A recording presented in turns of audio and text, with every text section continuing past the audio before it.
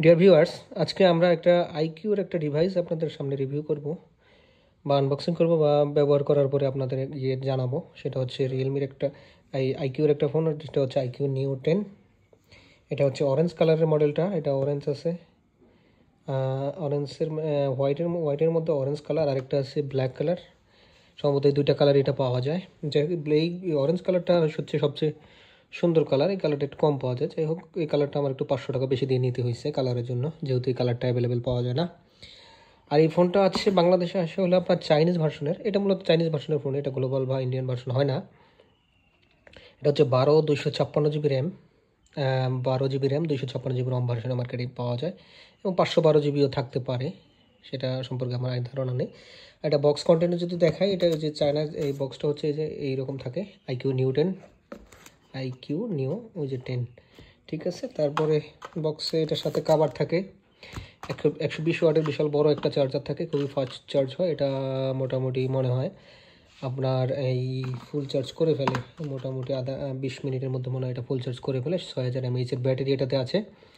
IQ new 10 5G, যেহেতু Chinese phone, এটা Chinese model, এটাতে সব কিছু চায়না লেখা থাকে। র্যাম রমটা লেখা থাকে 12 256GB, আইএমই নাম্বার থাকে। এই থাকে সিম্পল থাকে একবারে, বক্সটা থাকে হালকা পাতলার উপরই বক্সটা একটু মোটা থাকে, যেহেতু 120 ওয়াটের ফাস্ট চার্জার এটা ভিতরে আছে, সেহেতু বক্সটা একটু মোটা হয়, একটু ওজন বেশি হয়। এটার ম্যানুফ্যাকচারিং ডেট হচ্ছে ফেব্রুয়ারির 2025-এ এই থাকে। অন্য এটাতে ইউজার মেনু, এবং এটাতে ইয়েতে আইকিউ নিউ 10-এ আপনার ইউজার ম্যানুয়ালও থাকে না। যাই হোক, বক্স কন্টেন্ট দেখে আর লাভ কি। এই পর্যায়ে দেখা দেবো আমরা ফোনটি। এই যে আইকিউ নিউ 10 অরেঞ্জ কালারের ফোনটা, এটাতে হচ্ছে ওআইএস আছে, এবং এটাতে হচ্ছে 50 মেগাপিক্সেলের মেইন শুটার এটা, এবং এটা হচ্ছে আরেকটা ক্যামেরা সম্ভবত আলট্রা ওয়াইড বা ম্যাক্রো হবে। যাই হোক, আমার এটা খেয়াল নাই। আপনারা যারা এটা কিনবেন তারাই সবচেয়ে ভালো জানেন এটার কনফিগারেশন কি, কারণ এই ফোনটা অনেক হচ্ছে ইয়াংদের জন্য অনেক মার্কেটে, এটা ইয়াংদের কাছে বা গেমারদের কাছে খুবই পপুলার ফোনটাতে যেহেতু আপনার 144 হার্জের ডিসপ্লে আছে, ফোনটা খুবই পপুলার গেমারদের জন্য। এবং এটাতে 8 Gen 3 প্রসেসর এটাতে আছে, খুবই পাওয়ারফুল প্রসেসর এবং গেমিং প্রসেসর, এবং গেমারদের জন্য এটা একটা স্বর্গরাজ্য। যাই হোক, এটাতে ইন ডিসপ্লে ফিঙ্গারপ্রিন্ট আছে, যেটা হচ্ছে স্যামসাংয়ের দামি ফোনগুলোতে দেওয়া হয়। এটা হচ্ছে আলট্রাসনিক ফিঙ্গারপ্রিন্ট, এটা খুবই দ্রুত ফাস্ট অ্যান্ড অ্যাকুরেট কাজ করে। ফোনটা আমি যেহেতু ব্যবহার করতেছি না, সেহেতু আমার ফিঙ্গার এটা কাজ করতেছে না, যেটা আমি লক্ষ্য করতেছি। এটা আমি প্রায় 2 মাসের মতো আমরা ব্যবহার করতেছি, আমাদের ফ্যামিলিতে ব্যবহার হচ্ছে। ফোনটি হচ্ছে খুবই ফাস্ট ফোন। 144 হার্জ যেহেতু ডিসপ্লে, 144 হার্জ আমার যদি করা নেই। যাই হোক, আপনারা এটা দেখে নেবেন স্পেসিফিকেশনটা। আমি এটা রিফ্রেশ রেটটা আমি নর্মাল দিয়ে রাখছি, আমি বেশি দিয়ে রাখি নাই, যেহেতু চার্জটা কম কাটবে সেই জন্য আমি রিফ্রেশ রেটটা একটু কম দিয়ে রাখছি। যাই হোক, এটা হচ্ছে ফোনের আউটলুক। ফোনটা চারোদিকে বেজেল এবং বর্ডার এবং বেজেলের পরিমাণ খুবই কম। এর ফোনগুলো হচ্ছে সুপার ফাস্ট ফোন। এটা চাইনিজ ভার্সন যেহেতু, আর সুপার ফাস্ট ফোন এগুলা।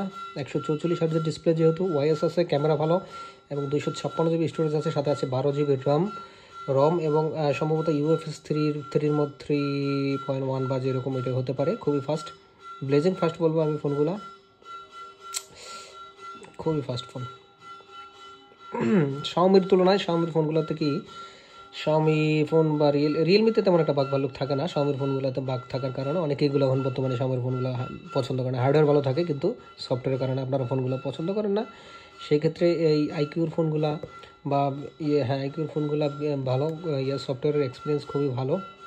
এটাতে প্লে স্টোর ছিল না, প্লে স্টোর আমি ইজিলি ইনস্টল করতে পারছি, এবং গুগলের সব সার্ভিসেই আমি ইজিলি করতে পারছি। এটাতে বিকাশ, হোয়াটসঅ্যাপ, বিকাশ টিকার সহ মোটামুটি ব্যাংকের অ্যাপস সহ সব অ্যাপসে এটাতে চলে। চাইনিজ ভার্সনে এসে কোনো ঝামেলা করে না। শুধু একটা ঝামেলা ওর মধ্যে করছিল, এটা হচ্ছে হোয়াটসঅ্যাপের কল আসার পরে যে নোটিফিকেশনের একটা প্রবলেমটা ছিল, কলটা ভাসতো না। সেটা নোটিফিকেশন থেকে সেটিং করে ঠিক করা যায়, বা অথবা আপডেটে ওরা ঠিক করে দেবে। সেটা বড় কোনো প্যারা আমি মনে করি না। কিন্তু ফোনটা আপনার লেটেস্ট স্ন্যাপড্রাগনের পাওয়ারফুল প্রসেসর, তারপরে এই সবগুলো মিলিয়ে ফোনটা ভালো। পারফরমেন্স খুবই ভালো এবং পারফরমেন্স সেন্ট্রিক ফোন, সাথে এটার ক্যামেরা, যে ক্যামেরাতে যেহেতু ওয়াইএস আছে সুতরাং ক্যামেরাটাও ভালো। এটা ইয়েটাও ভালো দেখায়, এই ওয়েদারের অ্যাপটা জিপিএস টিপিএসে তেমন কোনো সমস্যা করে না। শুনেছি Xiaomi ফোনে নাকি জিপিএসে সমস্যা করে, পাঠো অ্যাপস বা অন্যান্য যেসব অ্যাপস আছে, ফুডপান্ডা যা আছে অ্যাপসে সমস্যা করে। এই ফোনটাতে তেমন অ্যাপসে কোনো সমস্যা করে না। এই হচ্ছে ফোনটার ওভারঅল। ফোনটাতে ডুয়াল স্টেরিও স্পিকার আছে এবং 5 হোল ডিসপ্লে আছে, নিচের দিকে আছে সিম ট্রে আছে। ফোনটাতে এক্সটার্নাল মেমোরি কার্ড নেই এবং 3.5 mm অডিও জ্যাক নেই। এছাড়া মোটামুটি অলরাউন্ডার ফোনই বলা চলে। পারফরমেন্স সেন্ট্রিক ফোন যেহেতু, সেটাতে ক্যামেরাটা বলবো অ্যাভারেজ দেওয়া হয়েছে, অর্থাৎ সেই হাই কোয়ালিটি ক্যামেরা দেওয়া হয়নি। কিন্তু সব দিকে কীভাবে দেবে, আলট্রাসনিক ডিসপ্লে ফিঙ্গার আছে যেগুলো 1.5 লাখ টাকার ফোনে দেয়। তারপরে অন্যান্য ফিচারের মধ্যে আপনার ওয়াইএস আছে ক্যামেরাতে, সব ধরনের ফিচারই আছে, ফ্ল্যাগশিপ সব ধরনের ফিচারই ফোনটাতে আছে। ফোনটা আমি যখন নিই তখন হচ্ছে 2 মাস আগে 43,000 টাকাতে নেই। এখন হয়তো ফোনটার দাম একটু কমছে, 41,000 বা 41,000-এর মতো মনে সম্ভবত 12,256 GB ভার্সনটা মার্কেটে পাওয়া যাচ্ছে। যাই হোক, সবাই ভালো থাকবেন এবং আমার পরবর্তী ভিডিও দেখার আমন্ত্রণ রইল।